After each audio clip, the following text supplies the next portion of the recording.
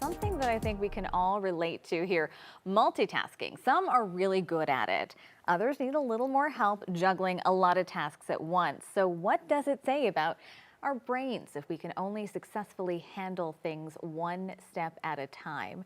Our 9 News health and medical expert, Dr. Paul Coley, joins us in studio to offer some insight. So, it seems like the best way to make efficient use of your time, but is it necessarily a good thing? No, in fact, it's a terrible thing. Oh. And so we think, those of us, including myself, that multitask, think that we can do a great job multitasking. But if we actually do cognitive testing, what we realize is that our brains were not designed for multitasking. So I want you, Shalima, to think about this like switching the channel in your brain constantly, or having multiple tabs open on your computers. And that's called task switching. So we pay a price for that task switching. And in fact, if you look at efficiency studies, those of us that multitask have 40% less efficiency in terms of doing tasks because we're task switching so much.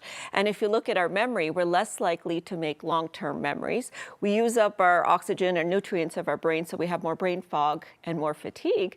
And we can actually have more psychological distress and stress from all the task switching. You know, as women, we kind of wear it as a badge of honor, and we're like, okay, we're really great at multitasking. We've got to show the men we're really great at doing it. Yeah. But what is the long-term effect on not just ourselves, but the people around us? So we start to see a lot of long-term changes. So first is what I alluded to, which is memory. So our brains are designed to essentially evolve in a way that if we spend a lot of time on a task, our brain thinks it's important, let's put it into long-term memory.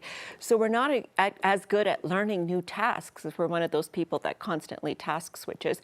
We're more likely to make mistakes and errors. And so those of us that are task switch do worse in terms of their performance on cognitive tests.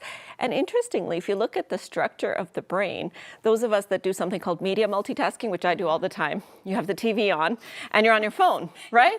Or you're on a Zoom call and then you get on your phone and start looking at notifications or emails, those types of things. 60% of Americans do this. Those of us that do that actually have shrinkage, less density of area of our brain involved in attention, called the anterior cingulate cortex.